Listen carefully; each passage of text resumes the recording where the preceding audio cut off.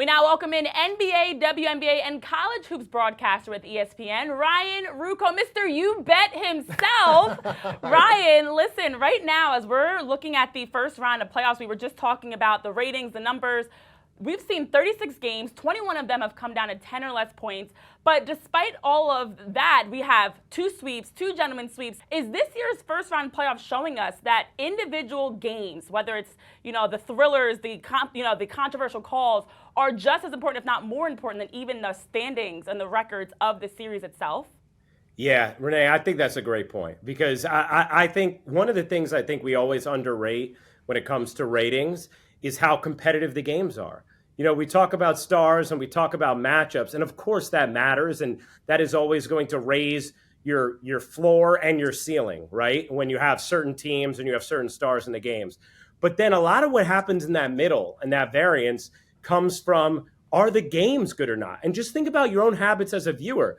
You are much more likely to stay with a game that's a single possession game, even if it's a 3-0 series or a 3-1 series or a 2-0 series, than you are a 30-point blowout in a 2-2 series, right? Like you're going to be much more compelled to stick with that game.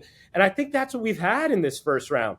We have had very competitive, exciting games with scintillating finishes, unbelievable shot making. And then even though, a lot of the series have not gone deep, at least not yet, the games have been so good that I think they've drawn in the viewers and been able to keep them.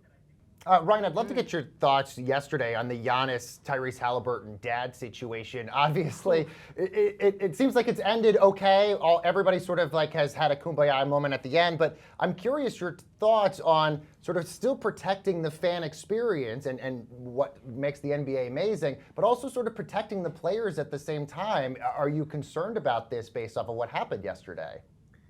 Well, I think, the NBA takes its security very seriously, which, we're all grateful for. So I'm sure there's going to be some sort of reemphasis on, hey, whoever you're allowing on the floor at the end of a game can't be doing that. Obviously what Tyrese's dad did was completely and totally unacceptable. And that's what Tyrese said as well, right? I do feel grateful that all parties seem to come to a conclusion and an understanding of, it being inappropriate and accepting apologies and moving on from there because emotions were obviously running high. And then look, not from the security standpoint, which is first and foremost the most important thing in a situation like that, but just from an entertainment standpoint, I do think what happened with the Pacers and what happened with Tyrese Halliburton is significant and good for continuing to build on the interest and excitement around him and around the Pacers. And so when you add sort of entertainment layers, not ones that put anybody's safety at risk or cross the line like last night, that all I think is really good for business. Ryan, I'm curious your thoughts. Was this our last time, in your opinion, seeing Giannis in a Bucks jersey? I think it's up to Giannis. And I don't know what he will want to do. I think it's interesting because his teammate, Damian Lillard, you can look at as a cautionary tale, right? Now, he had a breakdown with management that made Portland feel, I think, less, enticing than it had been for the majority of his career. But would he be enjoying playing in Portland, even if they're barely scraping into the play-in or the playoffs or not at all, more than what's happened these 2 years in Milwaukee trying to win a championship? He probably would, right? Like the Portland experience, the franchise that was in his soul probably would offer more. And I think you can say something similar as, a potential path for Giannis. He's already won this team a championship. He's going to go down as the greatest player in franchise history in all likelihood because of the longevity in this place. If he were to stay, there's no guarantee for Giannis to go somewhere else and compete. So I think it's kind of up to him. If I was the Bucks, I'd be kind of, caught in the middle as well, because the reality is they don't have the roster flexibility nor the draft assets to be able to compete as currently constructed. They just don't. It's not going to happen over the next 2 or 3 years.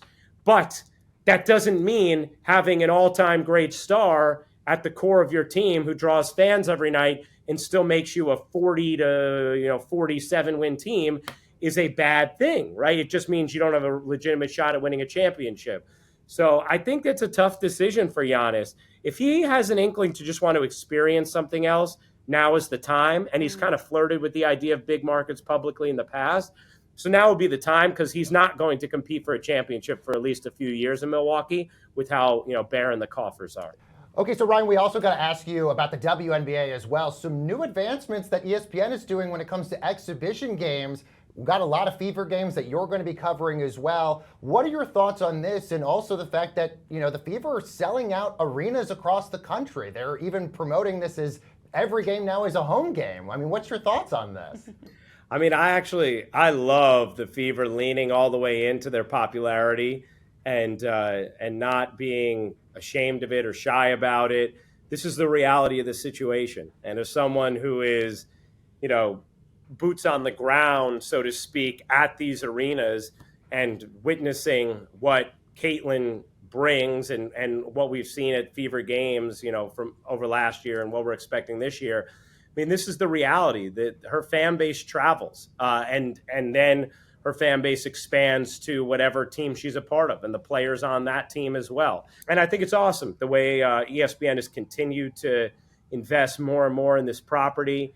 And I think that, ESPN has always been at the forefront of this, but has continued to say, how can we get better? How can we do more? How can we grow this? So I love the idea of us being in Iowa, getting to broadcast the preseason game on ESPN this coming weekend and see what it's like as Caitlin goes back to, where she created so many thrills for those fans. I think it's going to be a great first look for a lot of fans at their team.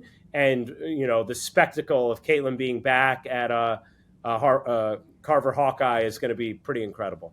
It absolutely will. Thank you again, Ryan, for that and for your time as well. We appreciate it. You got it. No problem.